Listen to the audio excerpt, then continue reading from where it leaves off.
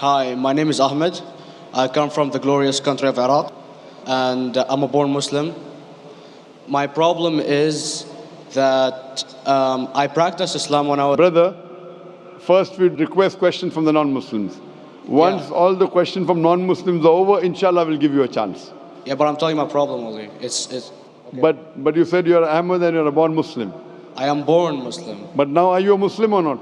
I'm agnostic. Oh, so now you have left the religion of Islam. Yeah, I'm confused. Okay, fine. If you have left the religion of Islam, you can ask the question, brother. Okay. So my question is, how come I don't have the faith that you and the other Muslims have and some of my friends, even though I practiced Islam a lot and I even did Umrah, but I still do most of the sins that are forbidden in Islam, and I sometimes am lazy to do the prayer and the other subjects we have to do in Islam. I have read many books and about other religions and conspiracy theories and documentaries and such. I even have seen your own videos on YouTube, and there are many questions that go around my head about Allah and the Messenger and Muslims in general. And basically the most important question is, you said in one of your debates or questions that Allah is the creator and He's uncreated. But I have realized, how can the uncreated exist? And if He exists, how can we notice Him? How can we see Him or hear Him or feel Him or know of His existence if He's uncreated in our own dimension or so? That's one of the questions. Brother Ahmed said that he is a born Muslim. He comes from Iraq. He read the Quran, he read the books, but he commits many sins. He believes, maybe sometimes he's agnostic, and he's lazy for praying. Brother, before I answer your main question, if you do sins and if you're lazy for praying, that does not make you a non-Muslim. As long as you believe that praying is fard, sometimes you miss, it's a sin. It's a major sin that you sometimes don't pray, but that doesn't make you a non-Muslim. If you say praying is not required, then you're doing kufr. But if sometimes you do sin, sometimes minor sin, sometimes major sin, it is haram, it's forbidden, but that does not throw you outside the fold of Islam. There are sometimes waswasa of the shaitan asking you, you're a Muslim, but this is wrong in Islam, this is wrong. And it does deviate the person's mind. At that time, maybe your iman may be low. But these things should not make you consider that you're non-Muslim. Regarding a question that I mentioned in my speech, and you're right, that Almighty God is the creator, but He Himself is uncreated. You ask the question, how can the uncreated, how can we see the uncreated? And how it's possible? Allah subhanahu wa ta'ala is Khaliq, is the creator. And by definition, He's uncreated. Because normally people say that when they try and prove in logic that everything has a creator, who created this table, the carpenter, from where he got, from the tree, who created the tree, so it goes back to Allah.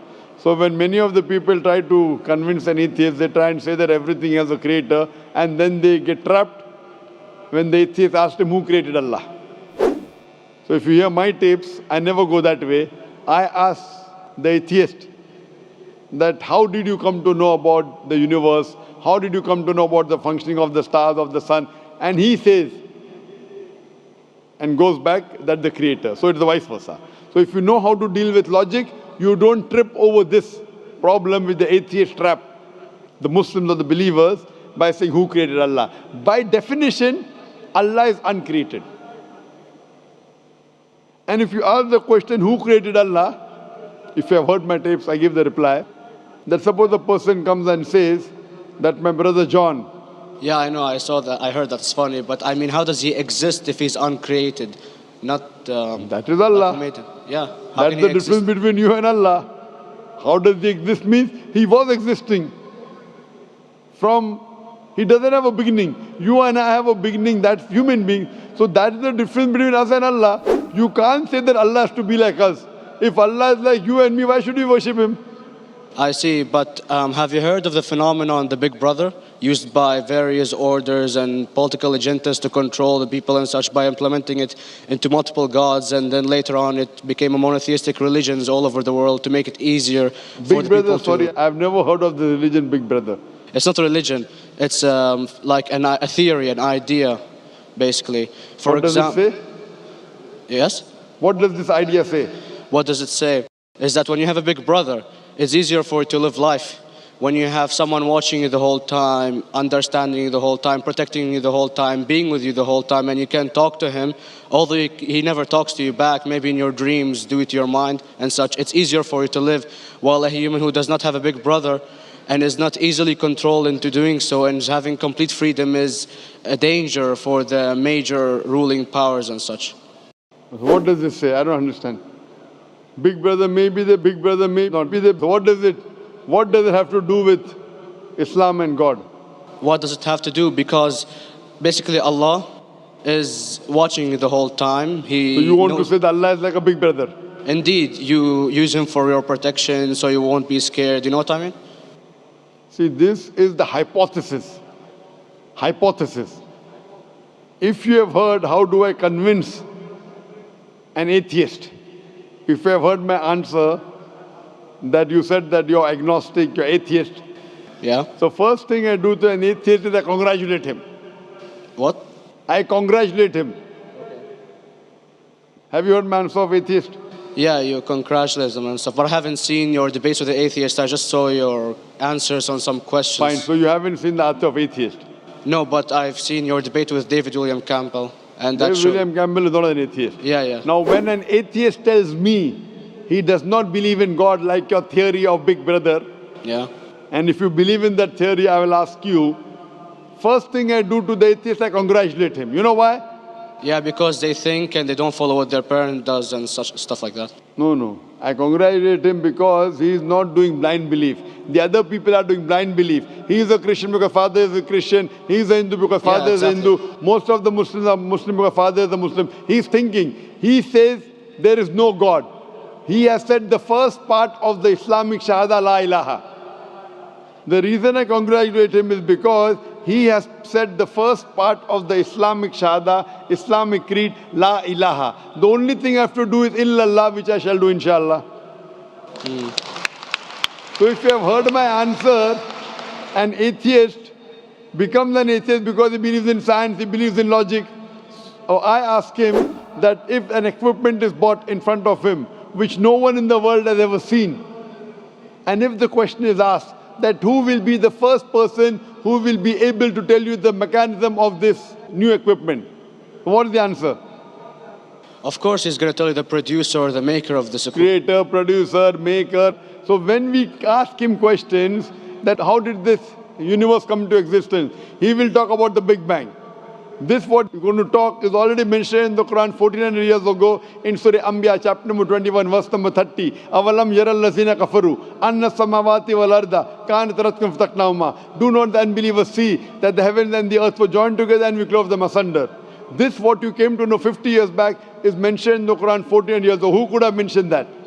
Well, in various civilizations in like 2000 or 5000 BC before Islam came or Christianity itself, there was various civilizations that are good in astronomy and they know more about our solar system than we do now, sadly. Brother, your knowledge of science is little, not in-depth. I do agree. There are certain things which were known as hypotheses.